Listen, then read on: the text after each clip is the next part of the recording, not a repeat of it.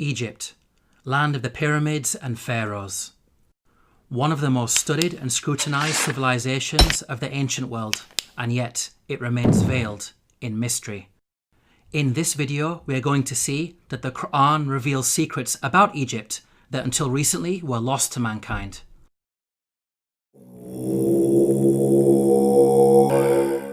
Pharaoh was a tyrant in Egypt, enslaving and persecuting the children of Israel. The Qur'an states the following about the death of Pharaoh and his supporters. فما بكت عليهم السماء والأرض وما كانوا منظرين. Note the words, heaven and earth wept not for them. A recently unearthed pyramid text has granted us new insights into the meaning of this verse. The pyramid text reads, "The sky weeps for you, the earth weeps for you, when you ascend to heaven as a star." Here, the pyramid text praises Pharaoh, claiming that upon his death he will ascend through the sky and claim supremacy of the heavens by becoming a star. We can see that the Qur'an quotes the pyramid text directly in its rebuttal of Egyptian adulations of Pharaoh. What's amazing is that knowledge of the ancient Egyptian language of hieroglyphics was lost to mankind at the time the Qur'an was revealed. It wasn't until the discovery of an artifact known as the Rosetta Stone in the 18th century, over 1,000 years after the revelation of the Qur'an, that mankind has been able to fully decode the hieroglyphics.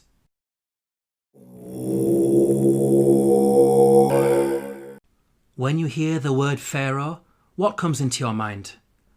Most people think of the supreme ruler of Egypt. This is correct, but the word did not always refer to the supreme ruler. Ancient Egyptian history is divided into different periods. The word Pharaoh, Egyptian Perah, had different meanings depending on the period of Egyptian history. Historically, the word Pharaoh only started being used as a title for the supreme ruler much later in Egyptian history, during the New Kingdom period. Before this, the word meant great house and was used to refer to the royal palace. The Encyclopedia Britannica states, Pharaoh, originally the royal palace in ancient Egypt. The word came to be used for the Egyptian king under the New Kingdom. Let's now analyze the Qur'an's accounts about Egypt in light of these historical facts. Like the Bible, the Qur'an discusses the prophets Joseph and Moses, who both spent time in Egypt. Joseph is dated by scholars to either the Middle Kingdom or Second Intermediate period, well before Pharaoh meant ruler. In the story of Joseph, the Qur'an repeatedly uses the word king to refer to the ruler of Egypt. He is never once called Pharaoh. Moses is dated by scholars to the New Kingdom period. In the story of Moses, the Qur'an repeatedly calls the ruler Pharaoh. He is never called king. We can see that the Qur'an is accurate in its use of language when it comes to describing the leader of Egypt at different periods in its history. How could the author of the Qur'an have known this?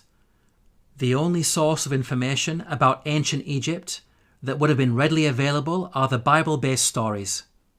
To claim that the Qur'an copied from the Bible is problematic because the Bible uses the word Pharaoh to refer to the Egyptian ruler in the story of Joseph, which is historically inaccurate. The Qur'an cannot have copied from the Bible because the Qur'an corrects the Bible.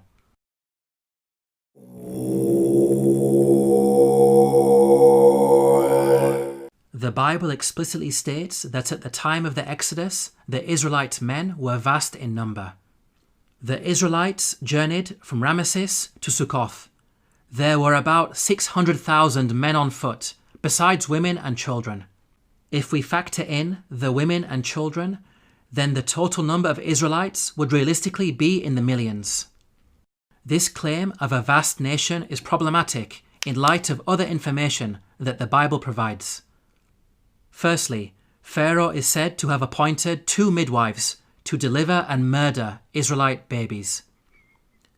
The king of Egypt said to the Hebrew midwives, whose names were Shiphrah and Puah, "When you are helping the Hebrew women during childbirth on the delivery stool, if you see that the baby is a boy, kill him." 2 midwives would only be sufficient for such a task if the Israelites were small in number and giving birth to a manageable number of babies. 2 midwives would not be sufficient for a vast nation of millions. Secondly, the Bible tells us that after the Exodus, God informed Israel that they would not be granted the land of their enemies straight away. But I will not drive them out in a single year, because the land would become desolate and the wild animals too numerous for you. Little by little, I will drive them out before you, until you have increased enough to take possession of the land. Note the reason for the Israelites being denied immediate possession of the land. It is said that wild animals will overpower them. Such a statement only makes sense if the Israelites were small in number and not a vast nation of millions, as the Bible claims. By contrast, the Qur'an states that the Israelites were only a small band at the time of Moses. فأرسل فرعون في المدائن حاشرين إن هؤلاء لشرذمة قليلون. We can see that the Qur'an fixes the contradictions that are present in the biblical narrative.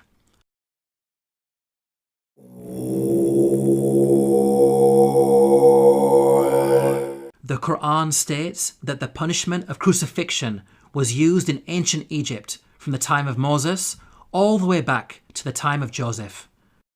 Now, the word crucifixion typically brings to mind the Roman cross.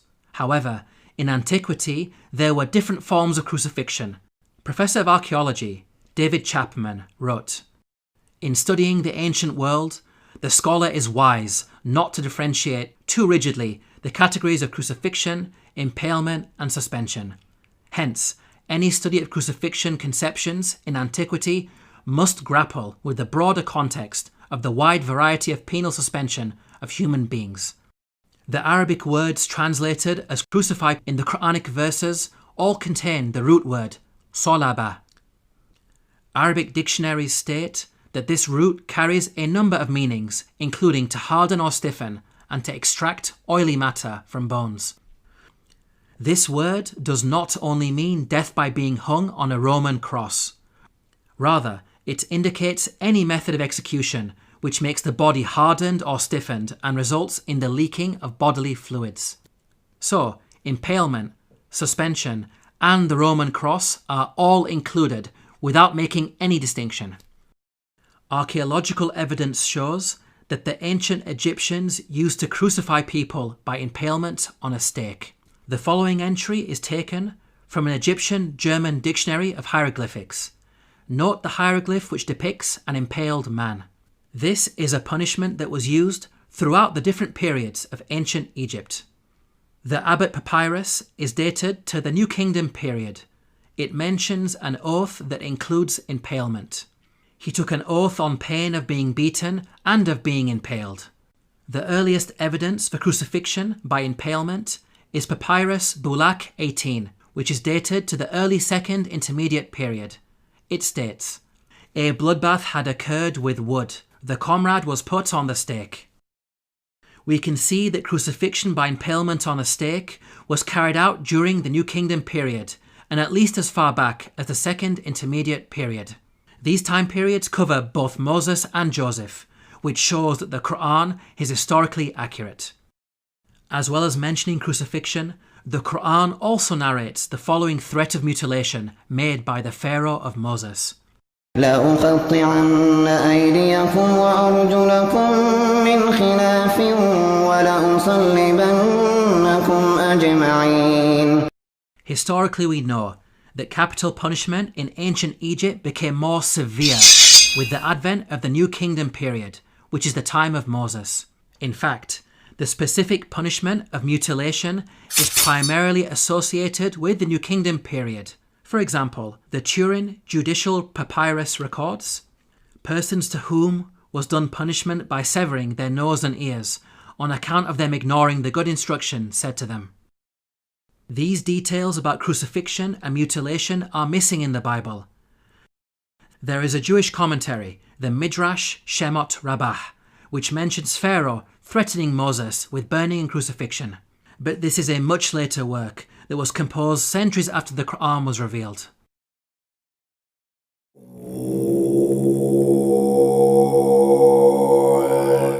Neither the Bible nor Qur'an identifies the Pharaoh of Moses by name. We can use the details provided in the scriptures to try to identify the Pharaoh. Both scriptures speak of the Israelites being taken into slavery before the birth of Moses. The use of Semites for slave labour occurred only during the New Kingdom period. So, we can place Moses somewhere in the New Kingdom period. This gives us a list of 33 possible pharaohs. Both scriptures also speak of an exodus of the Israelites out of Egypt. The Merneptah stele is an important artifact that contains the first explicit reference to Israel in the archaeological record. It is dated to around 1208 BCE. It discusses the land of Canaan and mentions the Israelites in relation to Canaan, indicating that the Exodus had already taken place by this date. The artifact is contemporaneous to the pharaoh Merneptah. This means that the Exodus had to take place before Merneptah, since Merneptah was alive and in power after the Exodus and not drowned in the sea. This establishes an upper boundary in the timeline of the pharaohs. From the point of view of both the Bible and Qur'an, we are now left with 18 pharaohs as candidates who may have ruled during the time of Moses. Let's now delve deeper into the biblical narrative. The Bible claims that there were 2 different pharaohs who were in power. The first died while Moses was in hiding in Midian. When Pharaoh heard of this, he tried to kill Moses, but Moses fled from Pharaoh and went to live in Midian. During that long period, the king of Egypt died. The new Pharaoh continued his predecessor's persecution of the Israelites, and it was his second Pharaoh who was later drowned when Moses crossed the sea. The Bible gives us a timeline for these events. The burning bush encounter with God took place when Moses was 80 years old. So from his birth to the Exodus, there was a span of at least 80 years, during which 2 pharaohs ruled Egypt. Now, there is a big problem if we compare this biblical narrative to the timeline of the pharaohs. We've seen that the Bible claims exactly 2 pharaohs ruled during the 80-year period from the birth of Moses to the Exodus. If we consider the number of years that each of the pharaohs ruled, we can see that there is no 80-year period during which only 2 pharaohs ruled. Any given 80-year period will give you at least 3 pharaohs in power. We can see that the biblical narrative contradicts the historical evidence. Let's now compare the Quranic narrative. Unlike the Bible, the Qur'an depicts a single pharaoh reigning from the birth of Moses all the way up to the Exodus. The Qur'an informs us that Moses fled to Midian when he reached the age of maturity. The Qur'an defines the age of maturity as 40 years old. The Qur'an also informs us that during his time in Midian, Moses spent 8 to 10 years in the service of his father-in-law before returning to Egypt to face Pharaoh. This means that Moses was at least 48 years of age when the Exodus happened.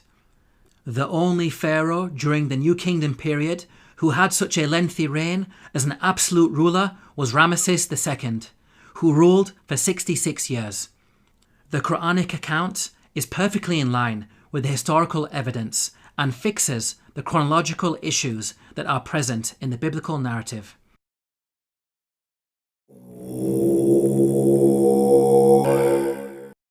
Let's now compare the life and religion of Ramesses II to the claims that the Qur'an makes about the Pharaoh of Moses. وَإِنَّ فِرْعَوْنَ لَعَالٍ فِي الْأَرْضِ وَإِنَّهُ لَمِنَ الْمُسْرِفِينَ.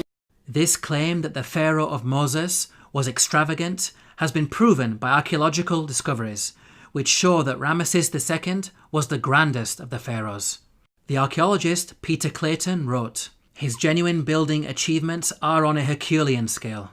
The archaeologist Eric Uphill wrote, "The palace of Ramesses was probably the vastest and most costly royal residence ever erected by the hand of man."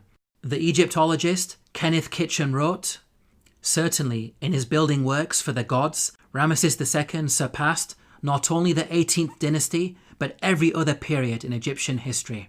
With regards to the religion of the Pharaoh of Moses, the Qur'an makes the following claim.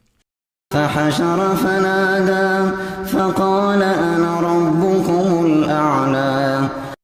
The Qur'an states that the Pharaoh of Moses was arrogant, exalting himself to the position of God.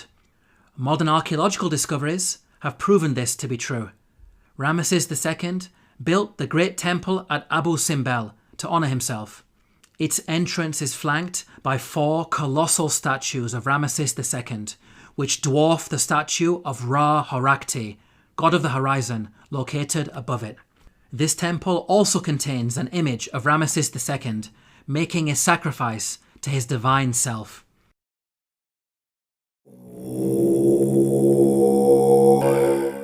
The Qur'an makes the following claim about the Pharaoh of Moses, who God drowned in the sea. فاليوم ننجيك ببدنك لتكون لمن خلفك آية. We can see that the Qur'an explicitly states that the Pharaoh's body will be preserved as a sign for future generations. Note that the Qur'an never makes such a statement about any of the other destroyed nations that it discusses, typically stating that their abandoned buildings and ruins have been made signs for later generations. This claim about a body being preserved is unique to the Pharaoh of Moses. The body of Ramesses II was discovered by archaeologists in the year 1881 CE. The mummy has been on display in the Cairo Museum, and over the last century, it has been seen by millions of tourists from all over the world. In the following documentary, Sir Tony Robinson states that Ramesses II is one of the few pharaohs whose body has survived largely intact. Just across the river from Luxor lies the famous Valley of the Kings, where Ramesses himself was buried. His mummy was discovered in 1881. One of the few pharaohs whose body has survived largely intact. Historically, priests had concealed his body in a secret location in the year 1000 BCE because of a problem with grave robbers. Nothing was known about his mummy in the intervening period of almost 3,000 years. At the time the Qur'an was revealed, the whereabouts and fate of Pharaoh's body was unknown. During the 3,000-year period in which the body was hidden, it could easily have been damaged or stolen. It may have even remained lost forever, locked away in its secret location, never to be rediscovered. If you think about it, these statements in the Qur'an are not only historically accurate, but also represent quite a bold prophecy.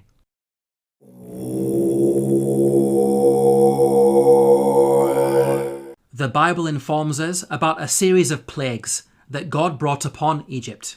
The book of Exodus informs us that the first 6 of these plagues are as follows. First, the Nile was turned into blood. Second, masses of frogs. Third, swarms of mosquitoes. Fourth, swarms of flies. Fifth, the death of livestock. Sixth, boils on people and animals. Now at first glance, this series of plagues in the biblical narrative may seem random and unrelated. However, the Qur'an sheds light on these events. The Qur'an states the following about the divine punishments against Egypt. فأرسلنا عليهم الطوفان والجراد والقمل والضفادع والدم آيات مفصلات فاستكبروا. Notice the first punishment mentioned by the Qur'an, a flood. This is an important detail that is not found in the Bible. This punishment of a flood actually explains the 6 seemingly random and unrelated plagues in the biblical narrative. A flood would result in high concentrations of red earth entering the Nile River and causing a blood-like colour, killing fish and making the water undrinkable, as described in the biblical narrative. This phenomenon is attested to historically, as recorded by a Middle Kingdom Egyptian sage. See, the river is blood. One shrinks from other people and thirsts for water. The rest of the biblical plagues are also easily explained as a consequence of the flood. Frogs, mentioned in plague number 2, are known to fill the land after Nile floods. The death of the frogs recorded in the biblical narrative can be caused by contamination of anthrax that was carried over from the rotting fish. Mosquitoes, mentioned in plague number 3, proliferate after Nile floods, as the pools of water left over from the flooding would have allowed them to overbreed. Swarms of flies, mentioned in plague number 4, would be brought about by the massive death of frogs on the land.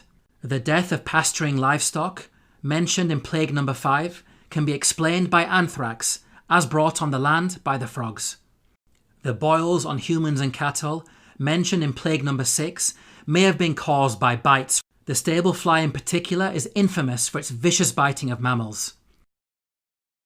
We can see that the Qur'an's mention of a flood easily explains the biblical plagues, which are not random as initially appears to be the case, but in fact a series of interrelated events.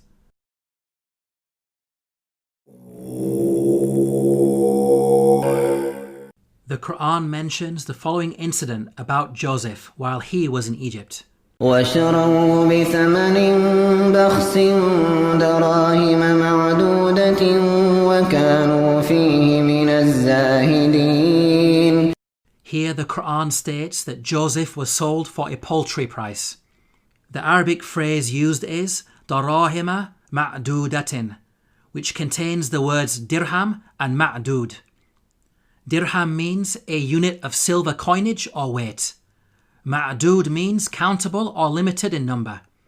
So the Qur'an is making the claim that Joseph was sold for a small amount of countable silver. There is plenty of historical evidence that standardized units of silver were used in transactions in ancient Egypt. Small pieces of silver, known as shati, were used in trade. The tomb of Nyanknum and Khnumhotep is dated to the Old Kingdom period. It contains a scene of a busy open-air market with goods for sale. Cubits of cloth, for example, are said to be sold for 6 shati. The Rind mathematical papyrus is dated to the Second Intermediate period. It discusses the relative values of gold, silver and lead in terms of shati. Small silver bars bearing the name of Pharaoh Tutankhamun have been dated to the New Kingdom period. They are inscribed with a hieroglyphic which states, Tutankhamun, ruler of Heliopolis in Upper Egypt. Until recently, historians believed that the minting of precious metals was a later Greek invention. These recent Egyptian archaeological discoveries have forced historians to completely revise their understanding of coinage in the ancient world. How is it possible that such knowledge was revealed in the Qur'an nearly 1,500 years ago? The Bible mentions that Joseph was sold for 20 of silver. However, this sale is said to have taken place with some Arabs outside Egypt. By contrast, the Qur'an states that the sale took place inside Egypt. So, the Bible could not have been used as a source by the Qur'an. It is in fact the Bible that contains historical errors when it comes to coinage. For example, the Bible makes the claim that a gold coin known as the darik was used at the time of King David. They gave toward the work on the temple of God 5,000 talents and 10,000 darics of gold. As historians point out, the darik is named after the Persian leader Darius the Great, who lived hundreds of years after King David. The Jewish Encyclopedia acknowledges this error. A notable instance of anachronism occurs in 1 Chronicles 29:7. Gold darics, coins which were not struck before the time of King Darius I, i.e. more than 400 years after David.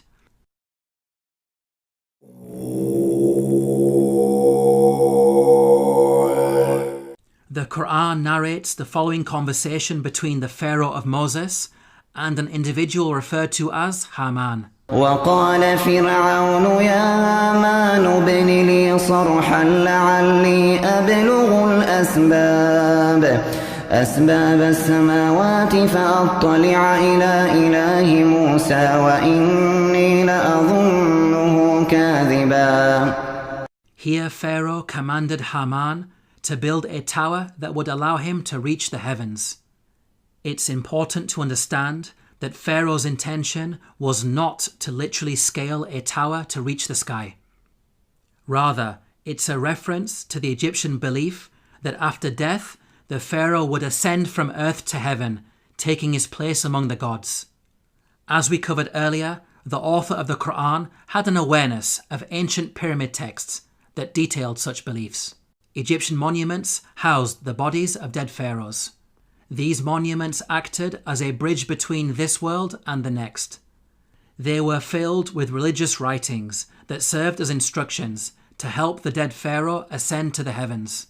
Hence, the person in charge of constructing such a monument for Pharaoh would not only need to be skilled in architecture, but also highly knowledgeable in religion, a builder-priest of sorts.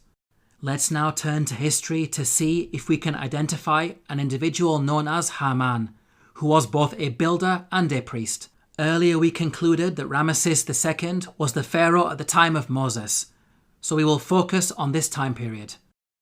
A block statue in the Egyptian Museum of Munich contains a biographical account of the life of a high priest named Baken Khonsu. In his own words he states, "I am one truly reliable, useful to his Lord, who performs beneficent deeds within his temple. I being principal chief of works in the estate of Amun, I erected obelisks of granite stone whose tops reach to the sky." Here, Baken Khonsu tells us that he served the pharaoh in two ways, first by performing rituals in the temple, and second as chief architect. In fact, Baken Khonsu was an architect extraordinaire, being one of the greatest in all of ancient Egypt. He is responsible for constructing the Temple of Amun at Karnak, a monument that remains one of the largest religious structures ever created by man. With regards to the priesthood, Baken Khonsu informs us that he had a very long and illustrious career. "I was a third prophet of Amun for 15 years. I was a second prophet of Amun for 12 years. He appointed me high priest of Amun for 27 years. Here Baken Khonsu is stating that he served the god Amun throughout his priestly career. Amun is the name of an Egyptian deity who rose to prominence during the New Kingdom period. By the time Baken Khonsu died, he had been a priest for many decades, having served Ramesses II as high priest throughout his reign. Both Ramesses II and Baken Khonsu were contemporaries who died around the same time. What about the Qur'an's mention of Haman? How does it relate to Baken Khonsu? Baken Khonsu referred to himself by the title High Priest of Amun. The actual phrase in the hieroglyphics is Ham, Nata, Tapi, Amana. The word Ham literally means servant, and Amana is how you articulate the name of the god Amun in Egyptian. Baken Khonsu was Ham Amana, meaning servant of Amun. The Qur'an's mention of Haman may be simply an Arabized version of the Egyptian Ham Amana. Let's now summarize the main points about Baken Khonsu. He was a senior-ranking figure under Pharaoh Ramesses II, acting as both high priest and chief architect. He served in the temple of the god Amun and thus had the title Ham Amana. It is clear that all of the historical evidence fits perfectly with the Quranic narrative. Now it's important to point out that the Bible also mentions a Haman, but the resemblance is only in name. The biblical Haman served under a Persian king and bears no relation to the Quranic Haman of Egypt. Yet again, these are details that are completely missing in the biblical narrative. In this video, we have seen that the Qur'an has a remarkable insight into many facets of ancient Egypt, revealing long-lost knowledge while also correcting the Bible. Claims that the author of the Qur'an copied from the Bible are clearly rubbished in light of such facts. The Qur'an boldly declares its origins. تنزيل الكتاب لا ريب فيه من رب العالمين. To learn more about the miracles of the Qur'an, Please download your free copy of the book, The Eternal Challenge, at the link below.